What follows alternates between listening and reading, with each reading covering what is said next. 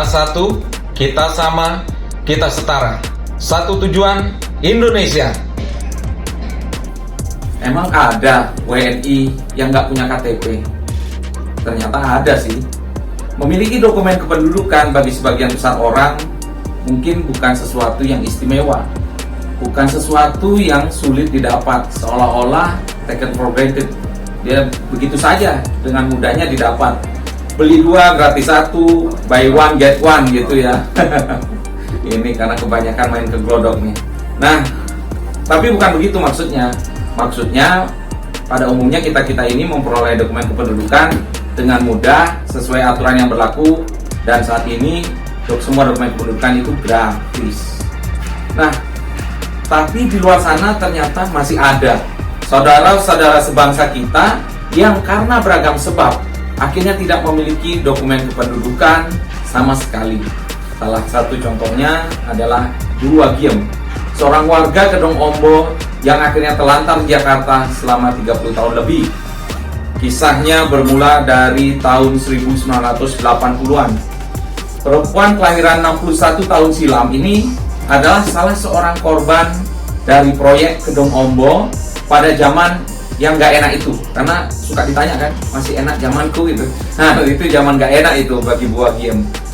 Kemudian kala itu pemerintah Orde Baru membuat suatu proyek waduk yang sangat besar dengan pembiayaan dari Bank Dunia sebesar 156 juta dolar, Bank Exim Jepang sebanyak 25,2 juta dolar, dan dari APBN.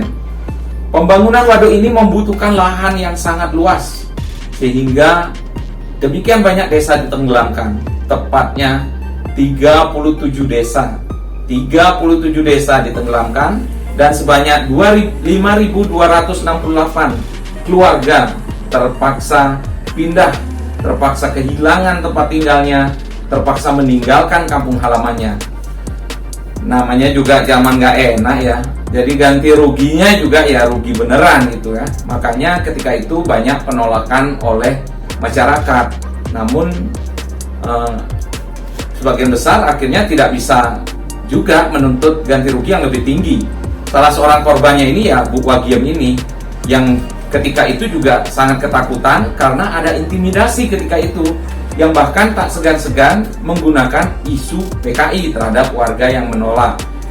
Dengan ganti rugi uang yang tidak seberapa itu, Bu Wagiem dan keluarganya kemudian memilih pindah ke ibu kota dengan harapan ada perbaikan nasib di ibu kota ini. Ibu kota pada masa tersebut bukanlah suatu wilayah yang ramah terhadap pendatang, apalagi pendatang yang tidak mampu secara ekonomi. Ibu Wagiem sebenarnya berkali-kali mendatangi tempat pelayanan kelurahan untuk mengurus dokumen identitasnya sebagai warga negara Indonesia, yaitu kartu tanda penduduk, kartu keluarga, dan lain-lain.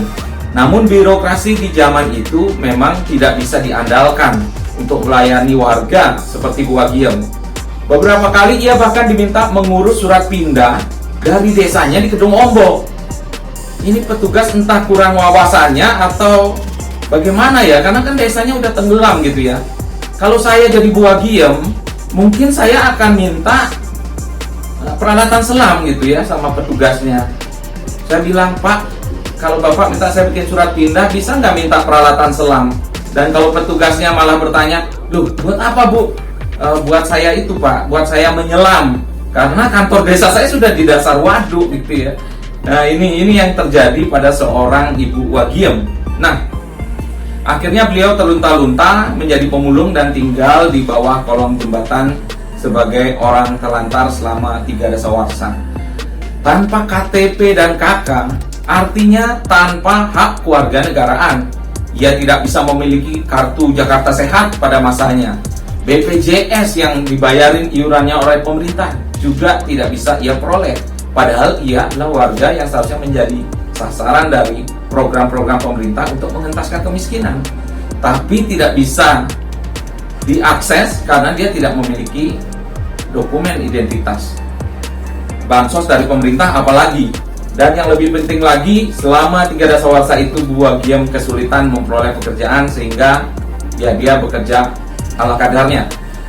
Bu Wagiem baru memperoleh dokumen KTP dan KK serta akte kelahiran untuk anak-anaknya pada Februari 2020 melalui pendampingan Institut Kewarganegaraan Indonesia atau biasa disingkat IKI. Kisah Ibu Wagiem ini hanyalah satu dari sekian banyak kasus di luar sana yang menimpa saudara-saudara sebangsa kita. Mari kita bantu agar kita menjadi satu, sama dan setara dengan satu tujuan, Indonesia maju. Terima kasih. Assalamualaikum Bapak. Saya mengucapkan banyak terima kasih kepada Bapak Suhandi, kepada Bapak Eko, pada Bapak semuanya. Saya banyak-banyak terima kasih atas membantuin saya.